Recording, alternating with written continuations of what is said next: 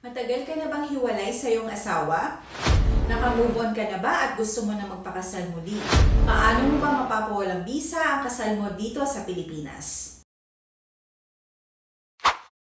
For the meantime, no, na hindi pa nag-grant ang divorce, no, ano ang pwede kong gawin kung sakasakali na gusto ko magpakasal ulit, pareho kami nandito sa Pilipinas, yung ex-partner ko, na hindi pa nag-grant ang divorce dito sa Pilipinas. So, ano ang pwede kong gawin, attorney? Yung annulment is pinapawalang bisa mo totally as in null or void yung kasal ninyo from the very beginning.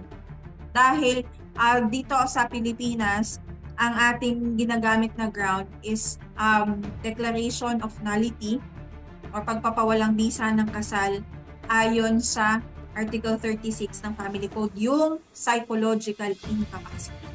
Walang kakayahan ang isa or ang parehong mag-asawa na gampanan ang mga esensyal na obligasyon para sa kanyang kabiyak. Katulad ng pagbibigay ng respeto, pagmamahal, tiwala. Yun yung na kailangan yung kanyang incapacity ay nakaugat sa kanyang pagkatao simula nung bata pa siya. Ang annulment, pinapawalang bisa mo ang kasal nyo simula pa nung unang araw na kinasal ka, pinapawalang bisa mo. At ang tanging grounds dito ay psychological incapacitated ka. Tama po ba? Maraming grounds for the annulment of marriage. Kaya lang yung iba, nandun lang siya sa umpisa. Halimbawa, kung ikinasal ng menor de edad, yung mga ganon. Pero karamihan sa mga na-encounter natin na mga kliyente, wala namang problema dun sa mga requirements sa kasal. Pag kasi nagkaroon ng problema sa requirements sa kasal, pwede mong magamit yun as ground para mapawalang bisa yung kasal ninyo. Pero yun sa madalas na mga na-encounter natin, ang reason is the psychological incapacity.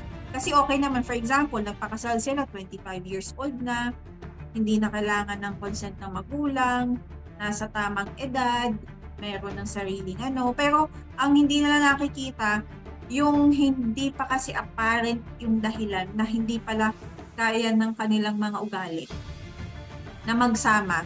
Pwedeng lumabas na lang yun nung time na nagsasama sila. Yun usually. Yung kaya madalas ang ginagamit nating ground is psychological incapacity. I hope that you learned something from this video. This is Attorney Judith De Leon of One Click Legal. Here we provide easy solutions to your legal problem. Click Legal, solutions are made easy.